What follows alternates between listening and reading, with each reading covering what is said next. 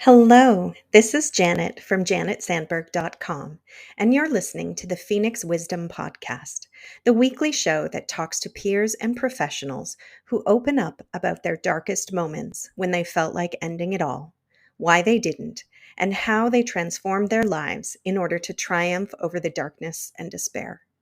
Please remember to subscribe if you'd like to hear more inspiring stories.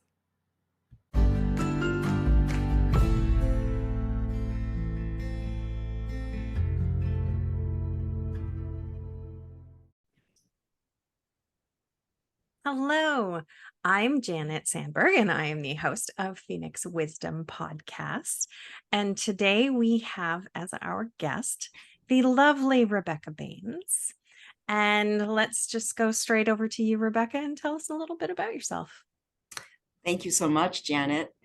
Well, I am half Alaska Native, and I was actually on a pathway to becoming a physician. I had my undergraduate degree in chemistry, and I was in my first year of medical school when my memories of sexual abuse, incest, and then eventually satanic ritual abuse came up. And I didn't know what those memories were at first. And it took somebody who was knowledgeable about the topic to say, oh, that kind of sounds like something called satanic ritual abuse. And my brother and I actually laughed about it, but the the horrific flashbacks kept coming. So eventually I did some research and was horrified to find my personal private thoughts, images, night terrors, whatever, all just listed, and every one of them listed in a book, several books actually. And so that began my journey. That was now 31 years ago. And it's been a nonstop journey of healing, transformation, self awareness, and just never stopping, And actually, there was foreshadowings of all of this because I became severely depressed when I was, I don't know, 13 or 14 years old, like to where I had tunnel vision and I was pretty much catatonic, and nobody in my family even noticed. I didn't speak for Wow. days. I just would come home from school and lay on my bed and just stare blankly at the ceiling. They'd call me to dinner and I would just kind of push my food around and not say anything, and no affect, go back to my room, lay on my bed, and nobody said anything. Nobody asked me if I was okay.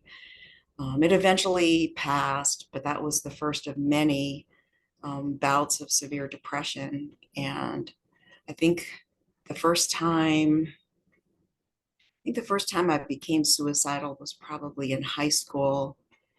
And then when I went off to college, the bouts of depression and suicidal depression were just, um, they just got more and more intense, Mm-hmm. more and more dark. And one night I remember sitting on my couch and it felt like I was looking down into a big black pit, right? And like in my mind's eye. Mm-hmm. And I stood at the edge of the pit and I was like, I could throw myself in. I could throw myself in and I'll never come back. Like I'll just lose my mind and I'll just, whatever, I'll check Mm-hmm. out. And I was in so much pain. I really wanted to do it. And then I thought of my younger brother. He's like 7 years younger than me. And I thought, oh, that's just a horrible example for him, and my love and my kind of protectiveness of him um, several times kept me from following through on wanting to kill myself. Mm-hmm. Did you know at the time what was causing your depression? No, that was before you had figured it all out. I had not a clue. I used to think, what is wrong with me? Like they would tell us that we were this perfect family, right? Oh, so and so said we were this perfect family. Well, my dad was Alaska Native and he was a United Methodist minister. My mom was, until I was about 12, I think she was a stay at home mom. And, four lovely, intelligent, well behaved children, and we always knew like how to put on the proper exterior, right? At Sure. least I'll speak for myself. even though inside I probably didn't feel this way, but I was always smiling and polite and happy. And, when I Hmm. wasn't being suicidally depressed behind closed doors, but I I knew, think how it is for most of us. Yeah. yeah, yeah. So yeah, I can remember those really dark times, off and on throughout my whole life. And then I was in my first year of medical school, and it was a dream come true, and Hmm. uh, I had wanted to do something to help people since I was a child. I knew I wanted to do something in the helping fields. And partway through my first year of medical school, which initially was like the happiest time period of my whole life, like I was in heaven, like my dream had come true. I was in Yeah. a problem-based learning track, so we had no lectures. It was just small groups, and we had these case studies that, like, in the pursuit of figuring out what was wrong with this mock patient, we would end up getting all of our learning issues covered. So anatomy, physiology, the biochemistry, everything would be Cool. covered. Yeah. Oh, it was so fun. It was really like playing a game, right? We were like a mystery, Yeah. kind of game. And then it was fun because I loved all the subject matter anyway, and so we would Hmm. each get assigned a different learning issue. It's like, and then we'd come back and teach each other what we had learned. So it was just this really blissful time. And then um, all of a sudden, like, I started getting depressed again. And it was just like my heels digging into the dirt, going, no, no, not now, not when all my dreams are coming true. But I recognized what was happening. And again, though, actually, there were foreshadowings of these memories of satanic ritual abuse. So the summer before I started med school, I was in a program for Native minority students that maybe didn't come from the best schools, and to Hmm. help them just kind of get a ramp up to what they're going to need to know in medical school. So I was in the whole summer in this intensive program. And I remember one afternoon we had cadaver lab, and there were like, I think three or four students, I think four students per cadaver. And that day we were trying to peel the skin off our cadaver's palm so that we could, look at the structures and study the structures underneath, the tendons and the ligaments and the bones and stuff. Okay. But the skin was coming off in little teeny pieces, and everybody took turns and would just get so frustrated. And so when it came to the end of lab, I told all of them, like, you just go home. I'm just going to stay here longer. And I ended up, I don't know, maybe another hour or so that I sat peeling the skin off this man's hand, um, alone in a room with like 30 dead bodies. And because I was so focused on the task at hand, it didn't really occur to me like that was kind of creepy. And I got back to my apartment, and before the door even slammed shut behind me, I went face down on the carpet and just started wailing, sobbing, like hysterical, like as hard as you can cry, right? Like where Hmm. it's hard to breathe. And Hmm. I don't know, I cried it out. I don't remember how long it was. And then, because I had no context for what that was about, I just got up and went to the kitchen and fixed dinner and went back to my studies. And so that happened. And then there was a couple of incidents with men that were like an almost rape on a date. Like when he Hmm. noticed I was crying, he stopped. But before that, I kept trying to make him stop, and he was like 6'7". So I think the trigger there was that he was so much bigger than me that it was Yeah. reminiscent of being a child and being raped in either by my dad or by in the cult ceremonies, which both of those things happened. Wow. And so yeah, I didn't have any idea why. Like, I would think, what's wrong with me? Like, the rest of my family is fine. The other kids are fine. Both my brothers are doctors, very successful. My sister was fine. She's an entrepreneur and she got married and had kids. And I was like, I'm the one that's like some sort of wreck. I had a hard time finishing things. Hmm. Um, my relationships with men never worked out. I didn't pick healthy men. I didn't have great relationships. And so in the one respect, when I finally started having the memories, there was a tiny silver lining in that I could say, oh, well, at least I know why I am the way I am. Like there's a Yeah. reason, it's not Yeah. just that I'm some weakling that for no reason I can't get my act together. So it was helpful in that respect. But those first few months and years were just like living hell, just living hell. Once the memories of the satanic stuff started, like they just kept coming like dominoes. I got to the point where I did not want to sleep at night because I had these just, I mean, gruesome nightmares. I would wake up just in like that adrenaline rush, where like every nerve ending hurts. And it was just horrible. And I eventually was diagnosed with dissociative identity disorder, which used to be called multiple personalities.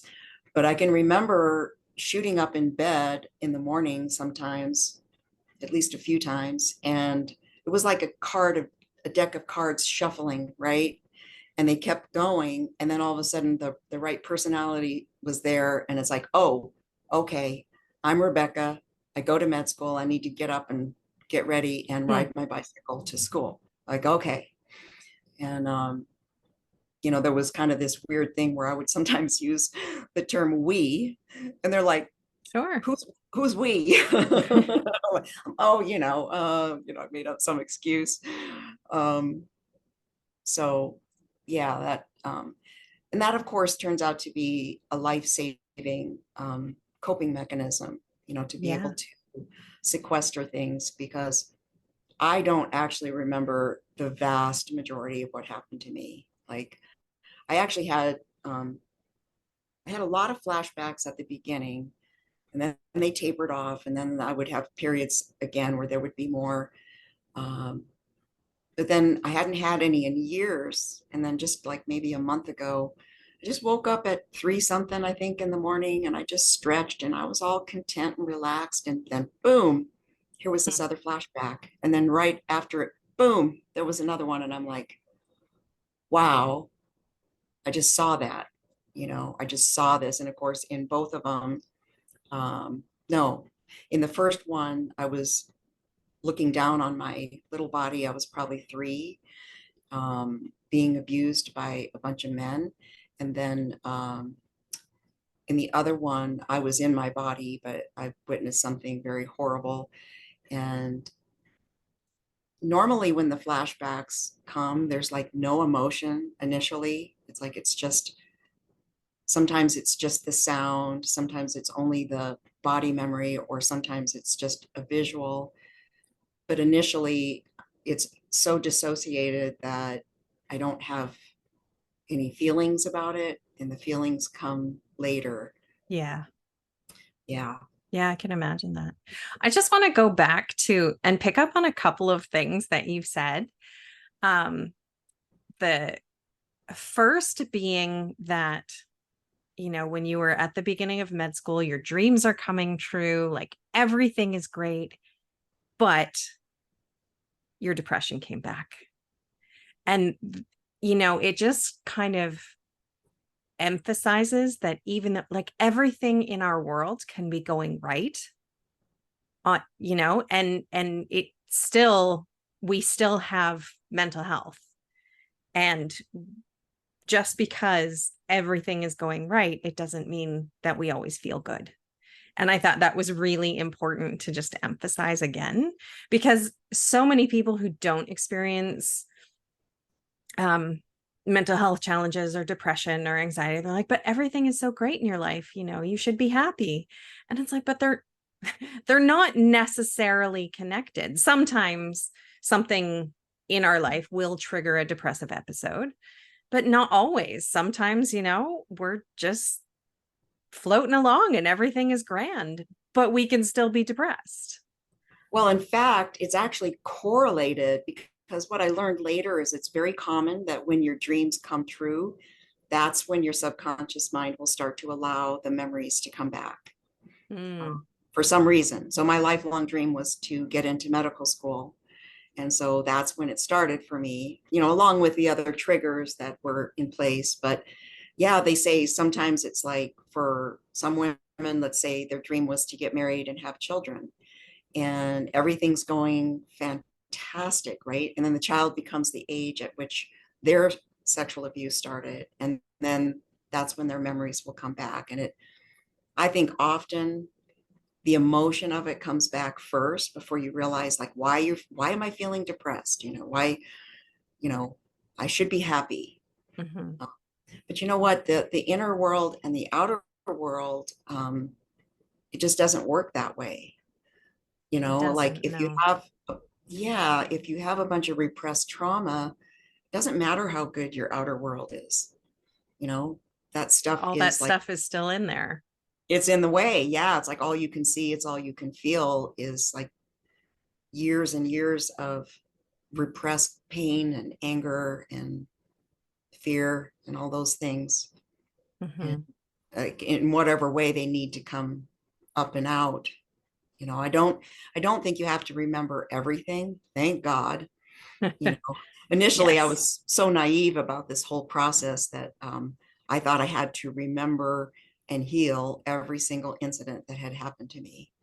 And I had several therapists tell me like, no, no, no, that's not the way it works. You know, like you could have one memory of a particular type of trauma, and when you heal that, you know, you kind of heal all of it.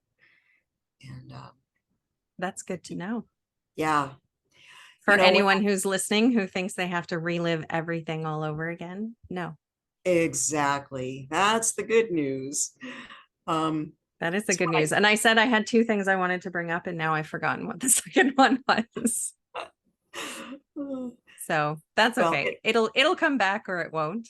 yeah, it'll come back. Tell you what, just lift your finger if you like, if you've remembered it, and we'll go back to that. um Yeah, Okay. interesting, the healing process. You know, the reason I like to share my story is because I don't want people to have to take 31 years to heal the way I have. It doesn't have to Exactly. be that hard, you know. Mm-hmm. But when I first remembered, obviously I was pretty naive about how trauma works. And in fact, the world didn't know all that much about trauma. Like there was a lot of misconceptions, and there still are. Like there's brand new information about the effects of trauma on the Yeah. brain, nervous system that is not commonly known. So people still say stupid things, you know, like, oh, just don't talk about it, or like, just don't focus on that. Think on happy things, you know. And it's like, well, that just remembering it or processing it or talking about it isn't necessarily like wallowing in it, you know. Yes. When I was first remembering, to feel my emotions was extremely difficult. I had spent 31 years perfecting the art of never feeling anything that I was feeling, right? That Mm-hmm. was unpleasant or was not socially acceptable. Like I was supposed to always be smiling and happy and positive and giving. And, you know, so I had learned that very well. And so I had to go with it. If I could get the tears going, or if I could get the anger going, you know, in a safe context, I needed to let it run its course so that it wasn't being repressed anymore. But I quickly realized, like, okay, but I have to be vigilant, because when am I processing versus now has it crossed over into wallowing? You know, like I'm just, you know, Yeah. keeping it going unnecessarily, you know. And I don't think you ever hit it perfectly, but I think it's good to just be aware that you could go either way, and you're gonna like, it's a fine line. So, you know, you're gonna probably crisscross that line over time.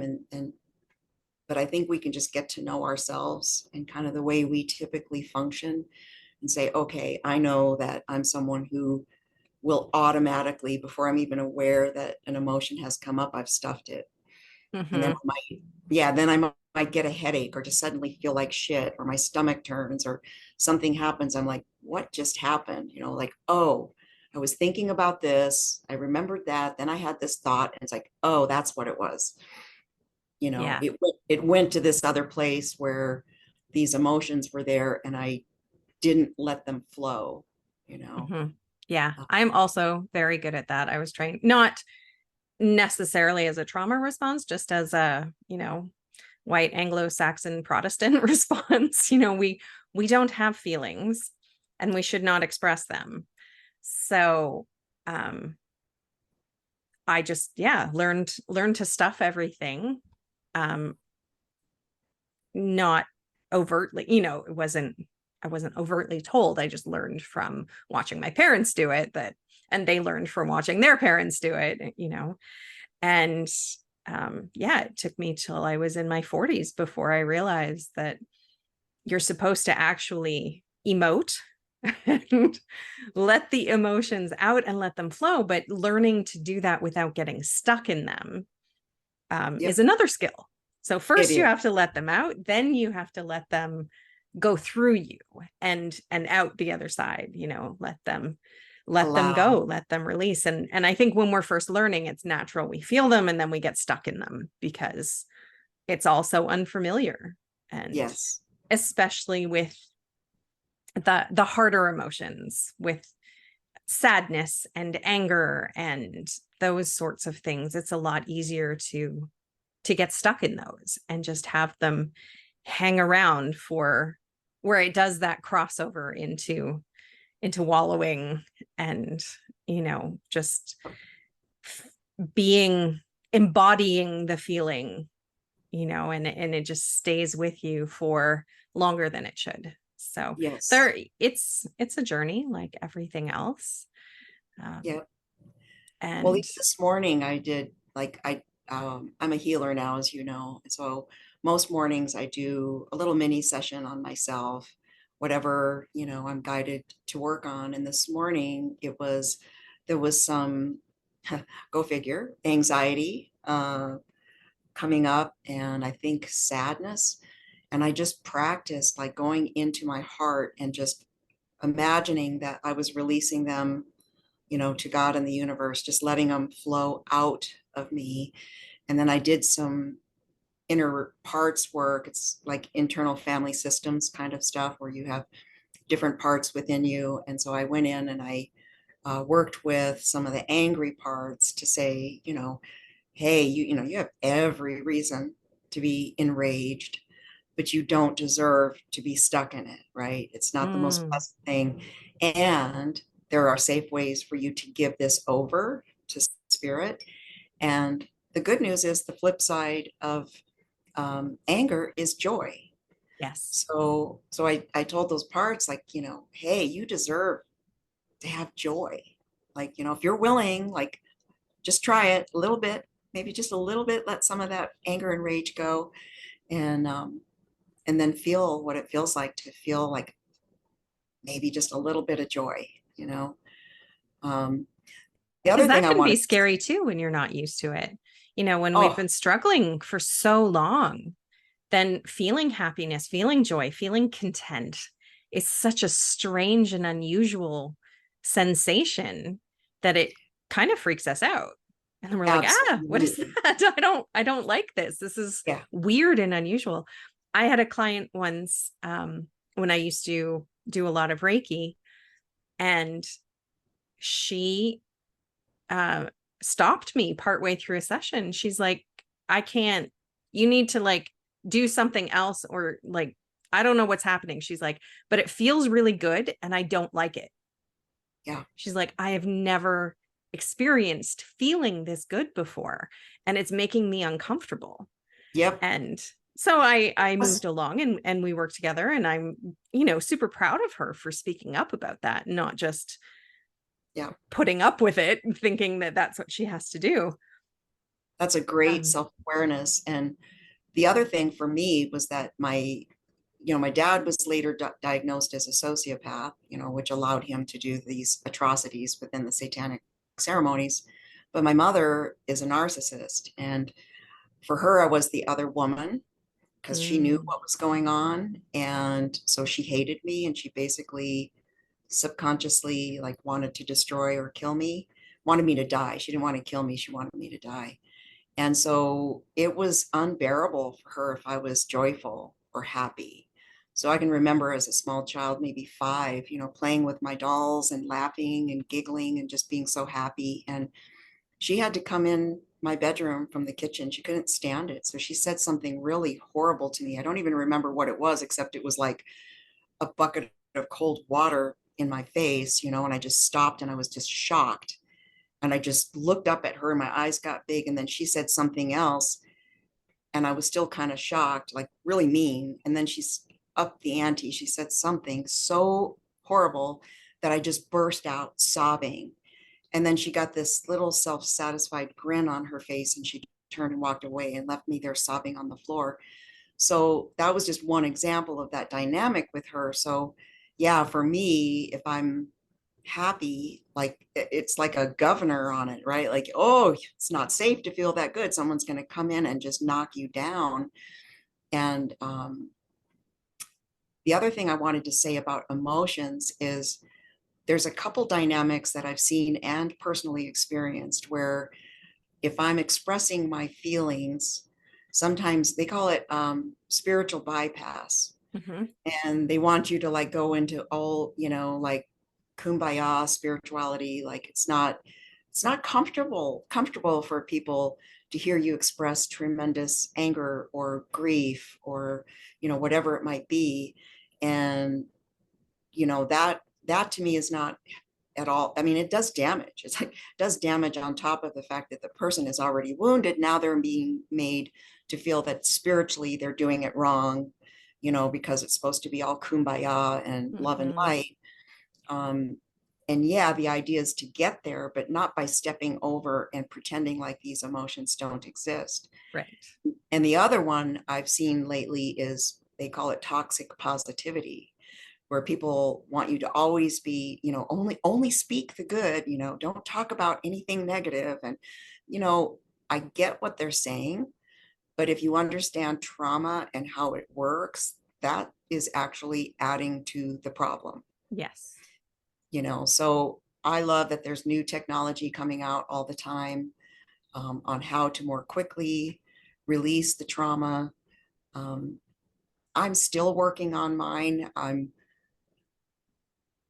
don't know if there's going to be a time when it has no impact on me, like I've resolved it. It's hard to imagine that given the severity and like we know for sure my sexual abuse from my dad started when I was 24 months old. My mom Wow. told about finding the evidence of it after she had left me with him. And then the satanic stuff, I don't know how early that started, but I have memories that were probably pre-verbal, maybe 3. Uh, I just see myself in the ceremony, being abused. So I don't know that it will ever be complete, but I know like a friend of mine this morning told me about this new neurological device that actually like reverses or treats, I don't know if it reverses, but treats PTSD, like the damage done to the brain from Wow. severe abuse. So like I'm super excited to learn more about that. Yeah. Um, Over the years, like I tried to piece it together on my own, right? Like I immediately went into talk therapy. Uh, Within a few months, I was had to check myself into a psychiatric ward because I was not eating, not sleeping, crying all day long, and suicidal. And so, some family helped me, and I got myself into a psychiatric ward. Ended up only Right. being there for the weekend, and then they said, you're too high functioning. We should put you in the day program because that's like nonstop therapy, right? So I did that for a month. Um, we had group therapy, psychodrama, art therapy, recreational therapy. Um, I mean, all day long, just one group Wow. thing after another. It was so intense. It was so good. And, but I was trying to piece it together, right? So I'd go to talk therapy and my body would come out of it just in absolute agony with knots and tension, and then I'd go to massage therapy and I would bawl my eyes out. And I was just trying to piece it together, mind, body, Mm-hmm. spirit. Then I'd get Reiki, and stuff would release and I would let go. And then I'd go back to talk therapy. My body would get tight. And I was trying to create this mind, body, spirit thing, piecing it together with what I found available. And then I kept telling the universe, like, you've got to give us a way to heal trauma that is faster, gentler, easier, and permanent. Because what I found Right. is like everything I did, there was a rebound effect. So I described it like I'd put in 100 pounds of effort. Maybe I'd go to like a workshop or a certain type of therapy or process, and work really hard, get 80 pounds of result. But I can tell you that a year later, I had maybe 3 pounds of that still in, like, permanent. The rest of it would just dissipate. But I didn't know what else to do, so I just kept doing everything that came my way. Right. Hmm. I did Reiki, I did acupuncture, I did uh, multi-dimensional cellular healing, I did like every modality that came along. I'm like, yeah, I did soul retrievals. That was great. And but like I said, nothing was permanent. But I'm like, well, what else am I going to do? Like, I can't live like this. I've got to keep working on it. And then I found theta healing, and I had a session. A friend's sister and him went and took the training, and she came back and said, "Hey, would you by chance be willing to let me do this on you?" I'm like, "Are you kidding me? Free healing, and me, this Yes, target rich please and sign me up. like target rich environment over here, bring it on. And I did that session with her, and I came out of it. I'm like, that's what I'm going to do. And it was actually several years before I was healed enough to even take the training. Like, that's how bad it was. And uh, that was in 2011, and I've been a healer ever since. That's my profession. And the work has shifted a lot over the years. I get downloads from the creator on new techniques. And the first time like I got like the nudge to do something in a way that I'd never seen it done. And I started to think in my mind, I'm like, oh, you can do that. Oh, sorry, forgot who I'm talking with. Okay. Okay. Yeah. And then once I got it, that like each session was going to be different, I would get new techniques and new information. Then I just started to flow with it. And I'm a natural empath and have some mediumship skills too. But I will get visions, and then as I'm describing what the creator is showing me, I will be told what it means. And so those are like special messages for that person. Yeah. But Beautiful. yeah, so that's interspersed with just the, clearing of limiting subconscious beliefs and clearing trauma. One of my master teachers created a trauma clearing process that it deals with the shock, the trauma, and the cellular trauma on all levels on which it's held. So, like, Wow. mind, body, spirit, past life, future life, ancestors, cellular, everything. Powerful. Yeah, very. Yeah. And it's so interesting because um that happens to all of us, whether we're, very, very woo and spiritual or not. As we heal and as we let go of trauma or depression or whatever it may be that's bogging us down, we have this clarity. That fog goes away. Whereas when we're in it, the day to day is the challenge. And as we heal, we get the clarity and we just get more creative in however that shows up for us, whether that's, you're good at carpentry and you're suddenly renovating your house because that's how you express your creativity, or you're baking, or you're learning new healing modalities and you're receiving messages from spirit, whatever it is for you, that is a really great sign that you are healing, is that your clarity and your creativity grows. I'm so glad you said that, because one of the things that I always tell people is when I first set out on this healing journey, it was more or less that I lived in such a constant state of trauma and misery that I just wanted the pain to stop, Hmm. right? Yeah. I didn't know, I had not a clue what it was to feel good, much less feel good about myself. Hmm. I grew up having programmed into me absolute and total self-loathing. Yeah. I did Well, not and deserve when, to live. yeah, when we're there, the pain and the struggle, that's, we can't see past that. Yeah, Right. well, because I just didn't And know. when I was talking to a friend of mine who used to be one of my business coaches, I think she's episode 2, if you want to go back there and listen to that conversation. I'd love to. But when I was working with her, she asked, "What brings you joy?" And I was like, "I'm sorry, I don't understand the question. Like, what is this joy you speak of?" Like, I had no idea. Like, what brings me joy? Like, nothing brings me joy. Like, what are you talking about? People Yep. experience joy in their daily lives. Like, what? Like, Yeah. it was just such a foreign concept for me at that point in my life. Yep. And her even just asking the question, was mind blowing and earth bending. And because Difficult. I didn't know. And when I was a child, I knew what joy was. But as things had just gotten so bad and they'd been so bad for so long that I totally forgotten that, joy was even a thing at all.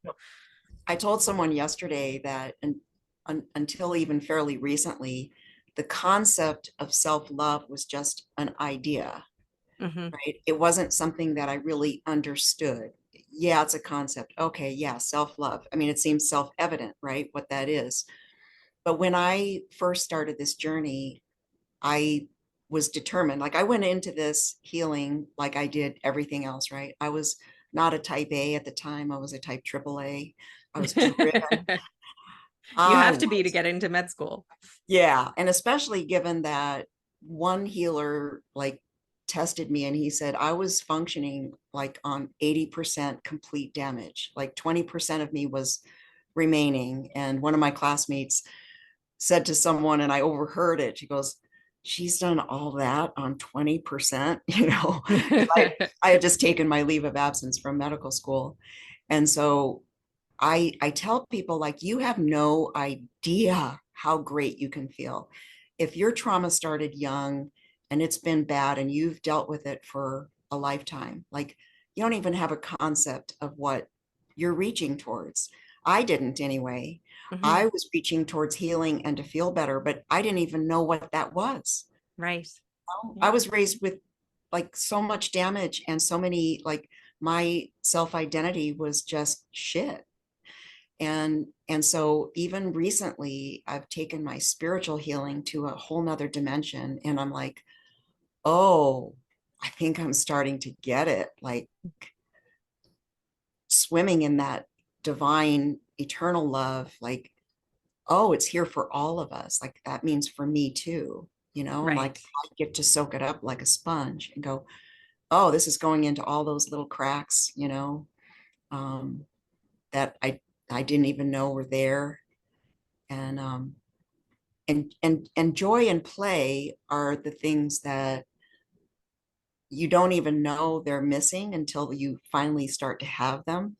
And I Yes. can remember in my 20s, like a decade before I remembered, having people say to me like, gosh, Rebecca, you're so serious. And I think, what do you mean? Like I didn't even, it was uncomfortable to hear it, but I didn't know what that meant. And of Hmm. course I was pretty somber, right? I was pretty Yeah. squished down, beaten down. Um, and and given the Just topic of your, sorry, I'm just remembering my ex-husband used to tell me that all the time. And I'm like, looking back, and I'm like, well, you're the reason that I feel this way. You're the reason that I am so serious because I'm struggling. I'm depressed.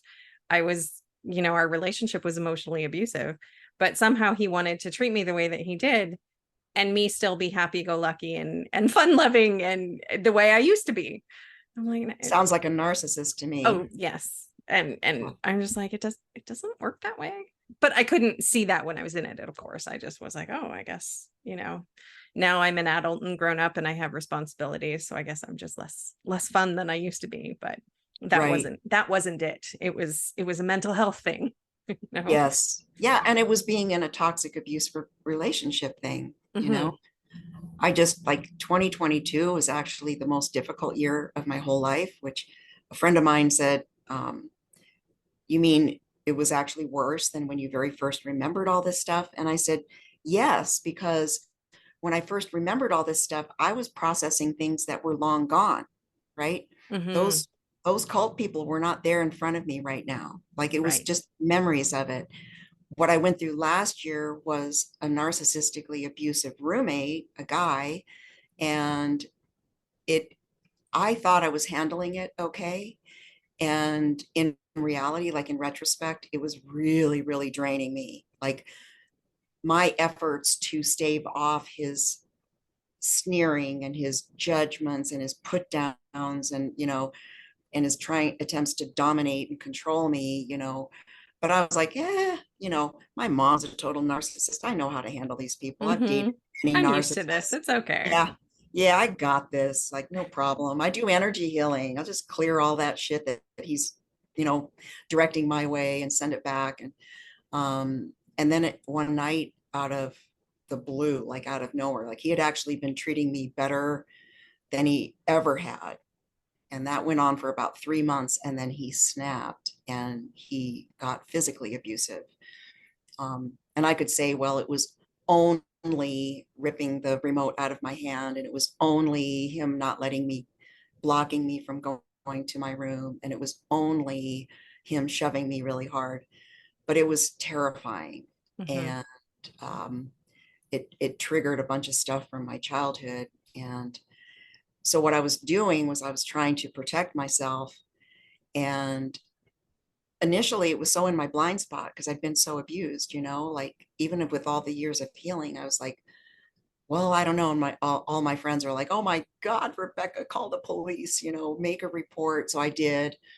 And then I attempted to take action. I got a temporary restraining order. And then when we went to our hearing on Zoom, because it was COVID still kind of stuff, and uh, the restraining order was lifted and not granted because she said, the hearing officer was a woman, because this wasn't an intimate relationship. Meaning Yeah. she Yeah. asked me and I told her, no, I've never had sex with him. Because I had not had sex with him, absolutely nothing happened to him. Hmm. Nothing. I attempted to press charges after that, but the police are so, I mean, they're backlogged on cases far worse Yeah. than that. Right. So my piddly thing was just like they wouldn't even answer my calls. I Right. called the DA's office, I called the police, I called the sheriffs, I called the Domestic Violence Resource Center. I have like 9 pages of notes of all the agencies I called, what they said to me. One agency, like nobody knew what the other was doing, Hmm. so it was horrible. And I got out of that and I thought, okay, like I do, right? I told you I pushed my feelings down. I was like, oh, and my mother sided with my abuser. Right. She wanted to go to court to testify against me, but it wasn't allowed because it wasn't a trial. It was just a hearing. Right. So my mom, my older brother, and apparently my sister, he came to court and said they're on my side. So that was like a stab in the heart, Yeah. And I haven't spoken to my mother since, and she keeps reaching out, and she's sad and all this stuff, and I'm like, oh my God, you don't get it. Like what you did to me in my greatest hour of need, you sided with my abuser again, right? Hmm. Started when I was 24 months old. She sided with my abusers. Yeah. She blamed me for the abuse when I was 24 months old.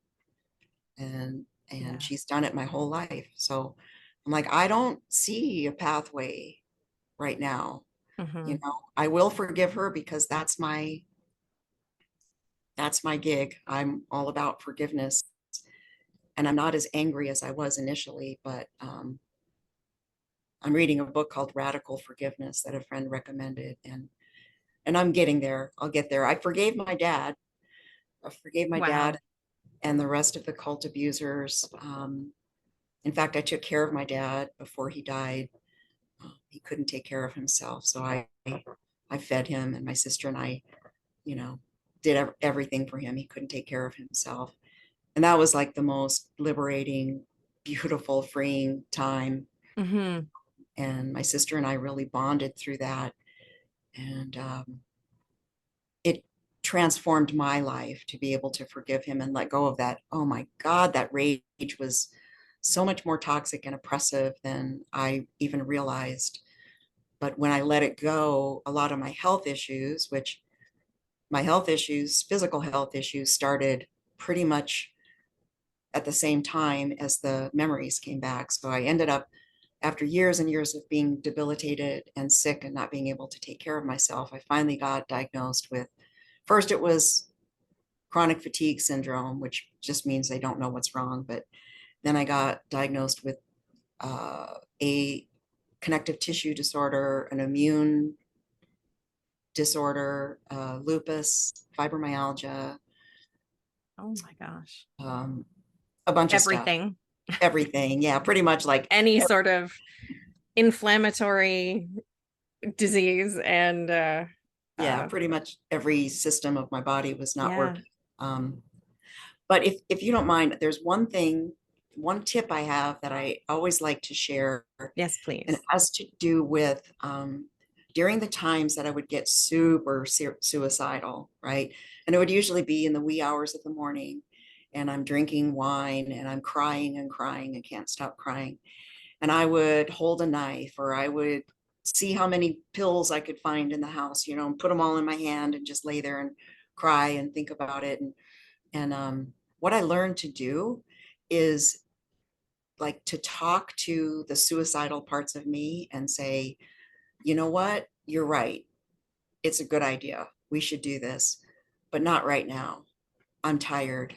Let's go. Let's just go to bed. We'll do it tomorrow.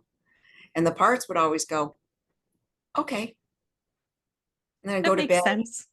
I'd go to bed and sober up, and the sun would come up, and then like I could make it another day.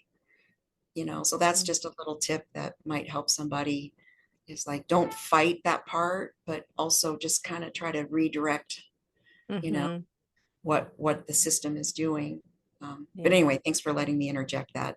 No worries. Thank you so much for sharing everything. You are, so and I hate it when people say this to me, you are so strong, but like it's because we don't have like a better word for it. Like you have survived so much and you are still here and you're helping people and you're shining your light and sharing your story and giving people hope that no matter what terrible things they've gone through and legit reasons they have for not being here, you can still make it through. And even if you're still wondering if, from day to day, should I still be here? Yes, you should. And we are happy that you're here. So Thank thank you. you for sticking around so long, Rebecca. Thank you for, sharing your story and being you and triumphing over everything that you've been through. Thank you. Yes, I'm still a work in progress, but I'm finally able to start telling my story in a bigger way. And, I have another podcast interview where I share about the ritual abuse and the healing process. And that's something I want to do going forward, is share it more, because a lot of times people don't know this stuff exists. And Mm-hmm. the other thing I have to say about when you feel suicidal and like, should I stay? Um, to me, anyway, I think that when you find the pathways to heal the things that make you feel that way, right? Um, Life is so infinitely better than what you even could imagine. Like, Yes.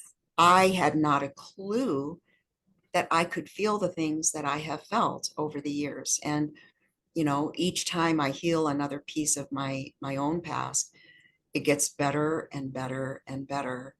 And that's just my passion, is to share what I've learned, and just the hope that no matter what, you can get past it. Like, I've got maybe I should make a video on my YouTube channel and say, like, here's some tips and tricks for healing faster than I did. Yeah, absolutely. Don't keep that stuff a secret. Yeah, I mean, there's all kinds of things, like stuff you can do yourself, like the EFT tapping, the emotional Mm-hmm. freedom technique. It's a great tool to have in your tool belt. Like, It is. pull that out anytime by yourself and discharge a lot of, difficult things. So, yeah, there's just a lot of things. Yeah. Yeah. Yes. I look forward to that video or series of videos. Yes. Yeah. Yeah. Thanks, Janet. All right. Thank you so much for being here. Thank you.